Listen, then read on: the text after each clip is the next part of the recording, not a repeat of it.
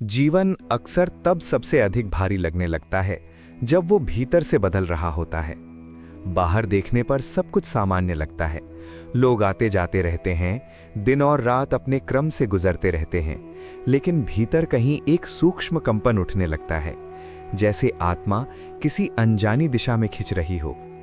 ये वो समय होता है जब मन अपने पुराने ढांचे में रहना चाहता है और आत्मा नए आकाश की ओर उड़ना चाहती है। यही वो द्वंद्व है जिससे बेचैनी जन्म लेती है। तुम सोचते हो कि सब कुछ गलत हो रहा है, जबकि वास्तव में सब कुछ पहली बार सही दिशा में मुड़ रहा होता है।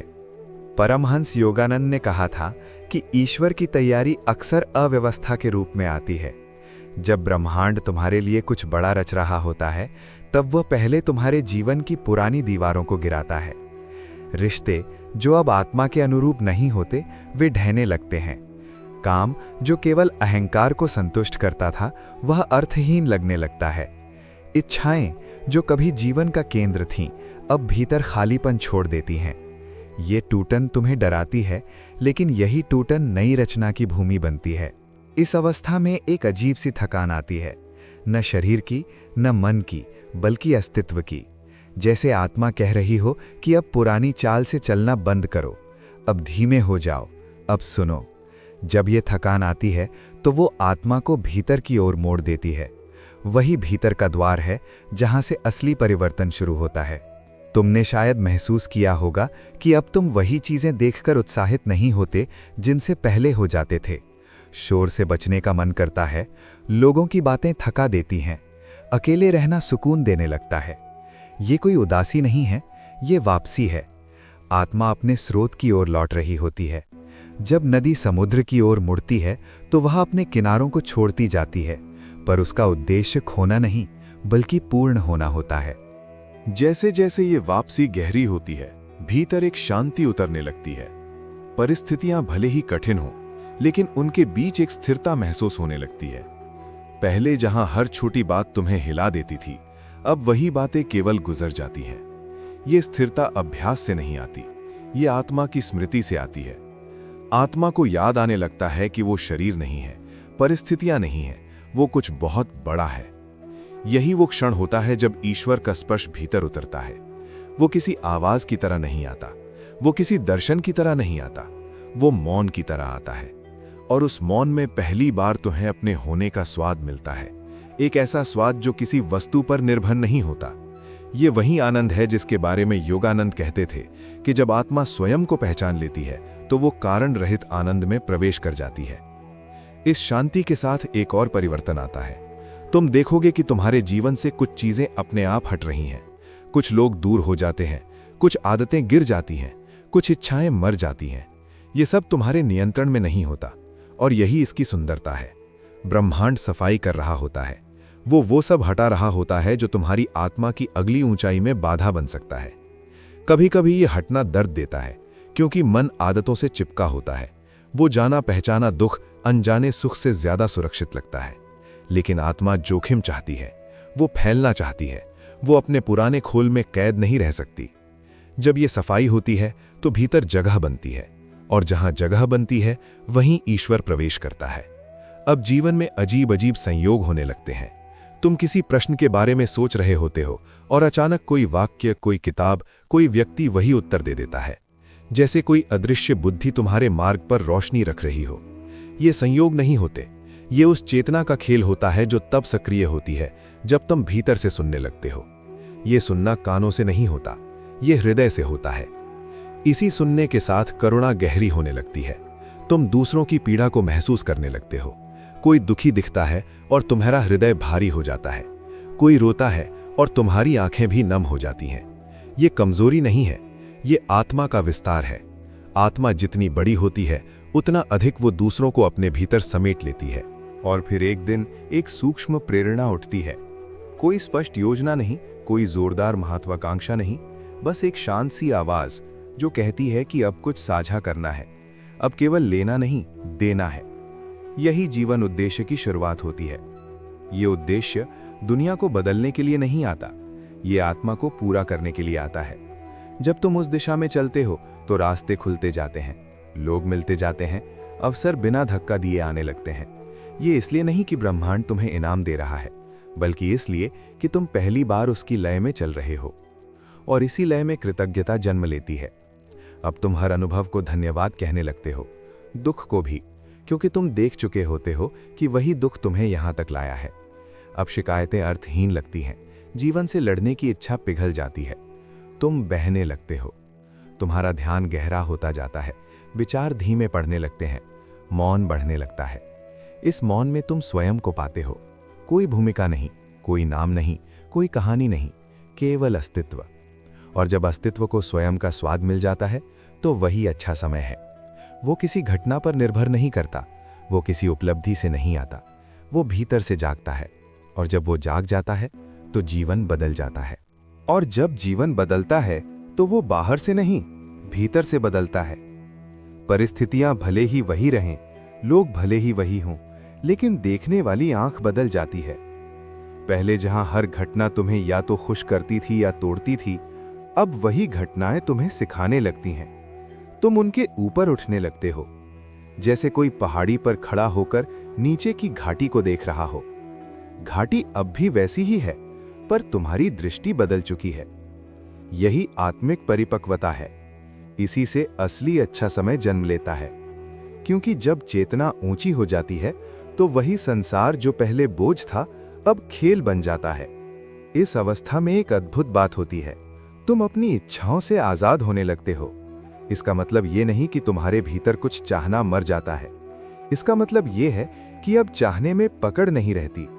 तुम कुछ चाहते हो पर उससे बंधे नहीं रहते, तुम किसी परिणाम से चिपके नहीं रहते। ये आजादी तुम्हारी ऊर्जा को शुद्ध कर देती है, और जब ऊर्जा शुद्ध होती है तब आकर्षण की शक्ति अपने आप काम करने लगती है। अब तुम जोर नहीं लगाते, तुम खींचते नहीं, तुम दौड़ते नहीं, फिर भी सही चीजें तुम्हारे पास आने लगती हैं। सही लोग, सही अवसर, सही स्थितियां। ये इसलिए नहीं कि तुम भाग्यशाली हो गए हो, बल्कि इसलिए कि तुम प्रतिरोध छोड़ चुके हो। ब्रह्मांड अब तुम्हें धक्का नहीं दे रहा, वो तुम्हारे साथ बह रहा है। इसी बहाव में कर्म का स्वरूप बदल जाता है। पहले तुम काम करते थे क्योंकि करना पड़ता था, अब तुम काम करते हो क्योंकि भीतर से कुछ देना चाहता है। तुम्हारा हर कर्म एक सेवा बन जाता है। तुम किसी की सहायता करते हो तो उसके पीछे कोई पहचान की चाह नहीं होती। तुम कुछ बनाना चाहते हो तो उसके पीछे कोई तुलना नहीं होती। बस एक सरल आनंद होता है, जैसे आत्मा अपने स्वभाव में लौट आई हो। यही वो अवस्था है जहां योगानंद ने कहा था कि साधक और साधना अलग नहीं रहते, जीवन ही साधना बन जाता है। तुम चलते हो तो भी ध्यान होता है, तुम बोलते हो तो भी मौन होता है, तुम खाते हो तो भी कृतज्ञता होती है। भीतर एक निरंतर प्रार्थना चल रही होती है, बिना शब्दों के, बिना मांग के। और जब यह अवस्था स्थिर होने लगती है तब एक और परिवर्तन होता है। तुम दूसरों को बदलने की इच्छा खो देते हो, तुम उन्हें स्वीकार करने लगते हो, क्योंकि तुम जान चुके होते हो कि हर आत्मा अपने ही मार्ग पर चल रही है। कोई जल्दी पहुंचेगा, कोई देर से, लेकिन सब एक ही दिशा में जा रहे हैं। इस स्वीकार्यता से तुम्हारे भीतर गहरी शांति जन्म लेती है। अब कोई विरोध नहीं रहता, न अपने साथ न दुनिया के साथ। तुम अपने अतीत को देखते हो और उसमें केवल दर्द नहीं, एक बुद्धि दिखाई देने लगती है। हर टूटन एक तैयारी थी, हर खोना एक खाली जगह बना रहा था, हर असफलता एक नया दृष्टिकोण दे रही थी। और तब तुम समझते हो कि जो समय तुमने सबसे बुरा समझा था, वही असल में तुम्हारा सबसे पवित्र समय था। वो समय जब आत्मा ने खुद को नए रूप में गढ़ा। अब भविष्य का डर भी मिटने लगता है, क्योंकि तुम जान चुके होते हो कि जीवन तुम्हें चोट पहुंचाने नहीं, तराशने आया है। हर अनुभव एक साधना है, हर क्षण एक गुरु है। इस ज्ञान से एक गहरी निर्भयता जन्म लेती है। अब तुम जीवन से भागते नहीं, तुम उसे गले लगाते हो। तुम अपने भीतर एक स्थिर ज्योति महसूस करने लगते हो। वो ज्योति परिस्थितियों से प्रभावित नहीं होती। सुख आए तो भी वो जलती रहती है, दुख आए तो भी वो बुझती नहीं। यही आत्मा का प्रकाश है। और जब ये प्रकाश जाग जाता है तो बाहर की दुनिया तुम्हें वैसी नहीं दिखती जैसी पहले दिखती थी। अब हर चेहरा एक कहानी नहीं, बल्कि एक आत्मा बन जाता है। हर परिस्थिति एक बाधा नहीं, बल्कि एक पाठ बन जाती है। अब तुम जीवन को समझते हो। अब तुम जीवन के साथ लड़ते नहीं, तुम उसके साथ नृत्य करते हो। और यही वो बिंदु है जहां अच्छा समय कोई घटना नहीं रह जाता, वो तुम्हारी स्थायी अवस्था बन जाता है। और जैसे जैसे ये नृत्य गहराता जाता है, वैसे वैसे तुम्हारे भीतर एक और अद्भुत परिवर्तन जन्म लेता है। तुम अब अपनी पहचान को शरीर, नाम, इतिहास या उपलब्धियों से नहीं जोड़ते। तुम अपने आप को उस शुद्ध साक्षी के रूप में अनुभव करने लगते हो जो सब कुछ देख रहा है, लेकिन किसी से बंधा नहीं है। यही वो स्थान है जहां आत्मा पहली बार वास्तव में स्वतंत्र महसूस करती है। इस स्वतंत्रता के साथ एक गहरा विश्वास भी जन्म लेता है। अब तुम्हें जीवन को नियंत्रित करने की आवश्यकता नहीं लगती। तुम जान जाते हो कि जो भी हो रहा है वो किसी बुद्धिमान शक्ति की व्यवस्था में हो रहा है। पहले जहां तुम हर चीज को पकड़कर रखना चाहते थे, अब तुम छोड़ना सीख जाते हो, और इसी छोड़ने में तुम सबसे ज्यादा पा लेते हो। जब मन पकड़ छोड़ देता है, तब हृदय खुल जाता है, और जब हृदय खुलता है, तब प्रेम बिना कारण बहने लगता है। ये प्रेम किसी व्यक्ति के लिए नहीं होता, ये अस्तित्व के लिए होता है। पेड़, आकाश, लोग, पशु, हवा, सब एक ही चेतना के अलग अलग रूप दिखाई देने लगते हैं। तुम किसी के सामने बैठते हो और तुम्हें उसका दर्द शब्दों से पहले महसूस होने लगता है। तुम किसी को देखते हो और उसके भीतर छुपी आशा तुम्हें छू लेती है। ये सहानुभूति नहीं, ये एकता है, और इसी एकता में सेवा जन्म लेती है। अब तुम इसलिए नहीं देते कि तुम्हें अच्छा लगे, तुम इसलिए देते हो क्योंकि तुम्हें और किसी तरह रहना आता ही नहीं। देना तुम्हारा स्वभाव बन जाता है। यही वो अवस्था है जहां योगानंद कहते थे कि आत्मा अपने ईश्वरत्व को पहचानने लगती है। तुम्हारी प्रार्थनाएं अब बदल जाती हैं। पहले तुम कहते थे मुझे ये दे, मुझे वो दे। अब तुम कहते हो मुझे जैसा तू चाहे वैसा बना दे। ये समर्पण कमजोरी नहीं, ये सबसे बड़ी शक्ति है, क्योंकि जो व्यक्ति स्वयं को जीवन को सौंप देता है, उसे जीवन कुछ भी नहीं छीन सकता। इस समर्पण में एक मौन आनंद होता है। वो आनंद किसी उपलब्धि से नहीं आता, वो सिर्फ होने से आता है। तुम बस होते हो, और वही पर्याप्त होता है। अब तुम किसी भविष्य की प्रतीक्षा नहीं करते, क्योंकि तुम समझ चुके होते हो कि ईश्वर हमेशा वर्तमान में मिलता है। कल एक विचार है, बीता हुआ एक स्मृति है, लेकिन ये क्षण ही वो द्वार है जहां से अनंत झांकता है। जब तुम इस क्षण में पूरी तरह उपस्थित होते हो, तब जीवन अपना सबसे सुंदर रूप दिखाने लगता है। साधारण चीजें असाधारण लगने लगती हैं। किसी बच्चे की हंसी, किसी पंछी की उड़ान, किसी अजनबी की मुस्कान, सब कुछ किसी गहरे रहस्य से भरा हुआ लगता है। और ये रहस्य डरावना नहीं, मीठा होता है। जैसे कोई प्रिय तुम्हारे पास बैठा हो, बिना कुछ कहे भी सब कुछ कह रहा हो। यही ईश्वर की उपस्थिति है। और जब ये उपस्थिति स्थिर हो जाती है, तब जीवन की कोई भी चुनौती तुम्हें डिगा नहीं सकती, क्योंकि अब तुम समस्याओं में नहीं रहते, तुम उस चेतना में रहते हो जो समस्याओं को देख रही होती है। ये दृष्टा होना ही मुक्ति है। अब तुम अपने भीतर एक ऐसी स्थिरता महसूस करते हो जो किसी परिस्थिति से नहीं टूटती। यही वो भूमि है जहां से सच्चा अच्छा समय जन्म लेता है। और जब ये दिव्य उपस्थिति भीतर स्थिर होने लगती है, तब एक ऐसा मौन फैलता है जो किसी खालीपन से नहीं, बल्कि पूर्णता से जन्मा होता है। ये वो मौन है जिसमें आत्मा स्वयं को सुन सकती है। इस मौन में कोई प्रश्न नहीं उठता, क्योंकि हर उत्तर पहले से ही मौजूद होता है। तुम अब सोचने के लिए शांत नहीं होते, तुम अब शांत हो इसलिए सोचते नहीं। यही वास्तविक ध्यान है। यही वो भूमि है जहां आत्मा अपने असली घर में लौट आती है। अब समय का अर्थ बदल जाता है। पहले घड़ी चलती थी और तुम उसके साथ भागते थे।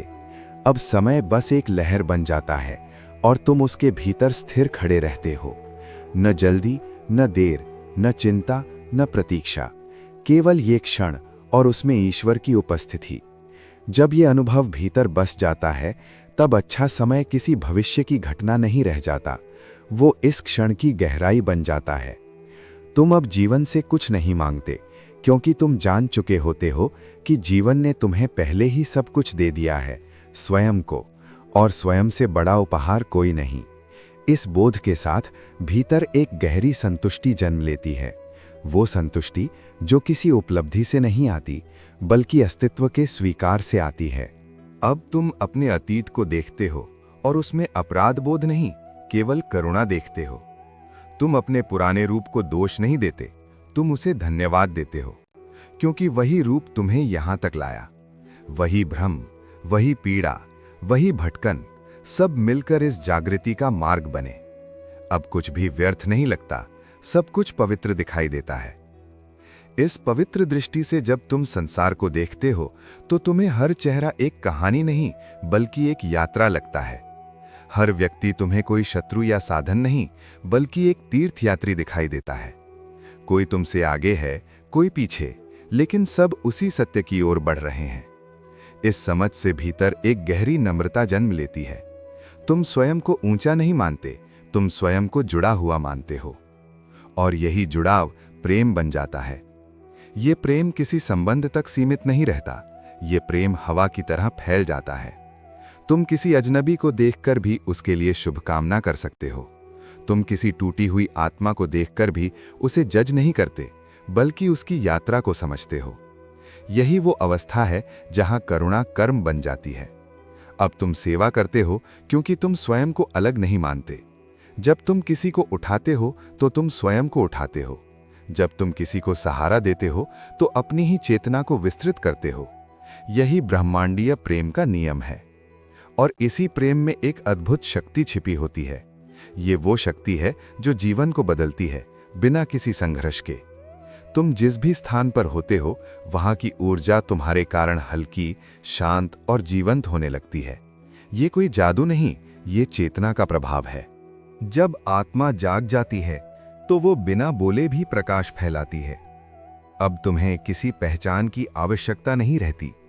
तुम किसी नाम, किसी पद, किसी भूमिका से खुद को नहीं परिभाषित करते। तुम बस होते हो, और वो होना ही पर्याप्त होता है। यही वो स्वतंत्रता है जिसकी खोज मनुष्य युगों से करता आया है। और इस स्वतंत्रता में एक गहरी शांति होती है। वो शांति जो न किसी वस्तु से आती है, न किसी परिस्थिति से। वो शांति जो स्वयं से आती है। अब जीवन में जो भी घटित होता है वो एक लहर की तरह आता है और चला जाता है। तुम उसमें डूबते नहीं, तुम उसे देखते हो।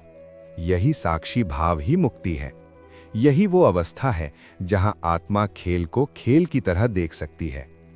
और जब आत्मा खेल को खेल की तरह देखने लगती है, तब डर मिट जाता है, मृत्यु का भी, असफलता का भी, अकेलेपन का भी।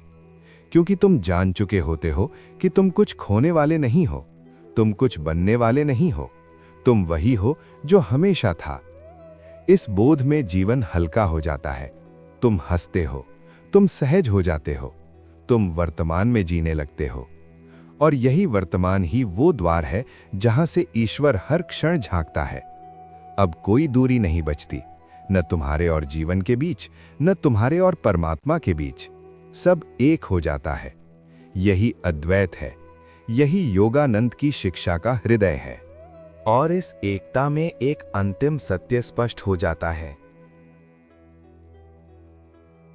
जिस अच्छे समय की तुम प्रतीक्षा कर रहे थे, वो कभी बाहर आने वाला नहीं था, वो तुम्हारे भीतर जागने वाला था।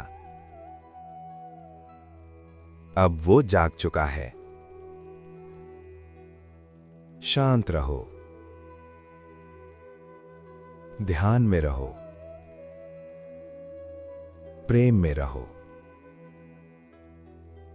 क्योंकि अब तुम उस अवस्था में हो जहां जीवन स्वयं ईश्वर की तरह बहने लगता है। ओम शांति।